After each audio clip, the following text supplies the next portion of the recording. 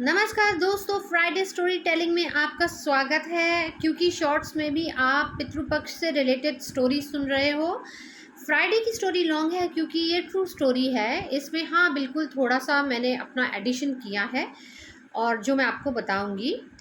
बात ये है कि ये स्टोरी है आजकल के लोगों की, क्योंकि कोई भी ये मानता नहीं कि पितृपक्ष नाम की कोई चीज़ भी होती है। कहते हैं कि मरने के बाद जीवन किसने देखा है, किसको क्या पता। ऐसे ही एक युवक था जिसका नाम था राजेश। वो हमेशा से ये कहता था कि भाई किसने देखा है क्या जीवन है, किसने देखा है कि मरने के बाद खाना कौन जाता है, कहाँ भोज जाता है और कहाँ दान जाता है। तो मैं इन चीज़ों में विश्वास नहीं करता। अब अनफॉर्चुनेटली कहते हैं ना कि कभी ना कभी कोई ना कोई आपको सुन रहा होता है, तो शायद उसे भी कोई सुन रहा था। तो उसके वाइफ का नेक्स्ट डे बहुत भयंकर एक्सीडेंट हो जाता है और ऐसा एक्सीडेंट होता है कि वो बेचारी बच नहीं पाती।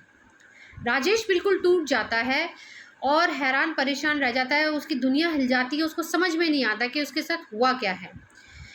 और ऐसा होता है कि भाई वो सोता है तो उसको उसकी बीवी सपने में आती है और बोलती है कि क्या तुम्हारा प्यार इस संसार तक ही सीमित था। अब हर बार यही लाइन बोलती है। अब उसे समझ में नहीं आता क्या करे। वो लॉजिकली सोचता है कि मैं उसको शायद बहुत मिस कर रहा हूँ, इसलिए मैं ऐसे ड्रीम देख रहा हूँ। वो सपने पे विश्वास नहीं करता। बीच में अमावस्या जब जब आती है तब तब वो कहती है मुझे भूख लगी है, मुझे खाना दो। वो विश्वास नहीं करता। वो सोचता है कि बस मेरे दिमाग में ये सब चल रहा है। पर साथ साथ उसका मनोबल इतना गिर जाता है कि उसकी नौकरी भी जाने वाली होती है। वो किसी टैरो रीडर को कांटेक्ट करता है समझने के लिए कि उसके साथ हो क्या रहा है। टैरो रीडर ने उससे पूछा कि भाई तुम क्या अपने पितरों को खाना देते हो पितृपक्ष में। तो वो उसको भी यही जवाब देता है कि किसने देखा है, मैं इन चीज़ों में विश्वास नहीं करता। टैरो रीडर बेचारी क्या कहती, वो उसको समझाती है कि चैप्टर 5 श्लोक 29 में कृष्ण जी ने ये समझाया हुआ है कि अगर मैं ही तुम्हारा अगर तुम समझ जाओ कि तुम्हारी याचना मैं हूँ, तुम्हारा तपस मैं हूँ, तो तुम मुझे बहुत इजीली एक्सेप्ट कर लोगे और तुम्हारे अंदर पीस बहुत इजीली आ जाएगा। और मैं ही करता हूँ, मैं ही डरता हूँ। तो वो कहता है ये सब किताबी बातें हैं, मैं इस पर नहीं मानता। पितृपक्ष आता है अगले साल और उसको बहुत ही अजीब सपना आता है। उसको सपना आता है कि कृष्ण खड़े हैं, उनके चरणों में सब व्यक्ति जो हैं वो सब खाना अर्पण कर रहे हैं और एक पैकेट के रूप में कर रहे हैं। तो जैसे ही वो व्यक्ति का नाम लेते हैं उसके पितृ आ जाते हैं और वो खाने का पैकेट उनको मिल जाता है। ऐसे करते हुए जब वो कृष्ण जी के पास पैकेट ख़त्म हो जाते हैं तो उनकी वाइफ और वाइफ के पीछे उनके पेरेंट्स, बहुत पितृ जो हैं जिनको वो जानते भी नहीं भी जानते, वो आते हैं कि हमारे लिए खाना कृष्णा। तो कृष्णा कहते हैं कि तुम्हें याद ही नहीं किया किसी ने, इसमें मैं क्या कर सकता हूँ। और वो अंतर्ध्यान हो जाते हैं। राजेश बहुत घबरा जाता है ये देख के कि ये कैसा सपना था।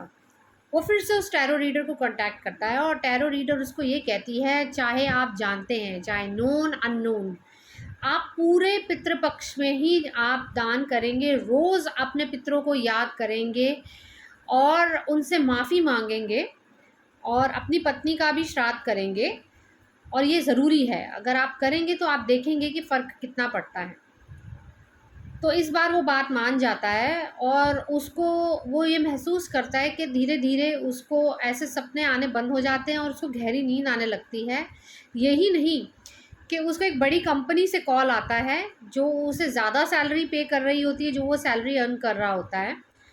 और जैसे ही पितृपक्ष ख़त्म होता है, एक रात उसको सपना आता है जिसमें उसकी पत्नी उसको बहुत खुशी से धन्यवाद करती है। उसके पेरेंट्स आते हैं और पितर आते हैं कि थैंक यू, तूने हमारे लिए खाना भेजा, कृष्णा ने हमें खाना दिया और हम तुमसे यही एक्सपेक्ट करते हैं कि तुम हर पितृपक्ष में हमें भोजन ज़रूर दोगे। और उसको जहाँ नई नौकरी मिलती है वहीं उसको कोई लड़की भी मिलती है जिसके साथ आज वो हैप्पीली मैरिड है। तो दोस्तों, पितृपक्ष को कभी अंडर एस्टिमेट नहीं करना चाहिए। ये ग्रैटिट्यूड और डिटैचमेंट का टाइम होता है। जैसे मैंने आपको बताया है कि सिर्फ खाना देने का टाइम नहीं होता है, अपने पितरों को थैंक यू करने का टाइम होता है कि आपने हमारे लिए बहुत कुछ किया जब आप जीवित थे, और हम आपको ऑनर करते हैं और आपसे सिर्फ ब्लेसिंग मांगते हैं। तो चाहे उन पितरों को आप जानते हैं, नहीं जानते हैं, जिसमें अनबॉर्न चाइल्ड भी आते हैं, मिस कैरेजेस भी आते हैं, तो ज़रूर पितृपक्ष को एक तरीके से सेलिब्रेट कीजिए। चलिए, कल मिलती हूँ, तब तक के लिए नमस्कार।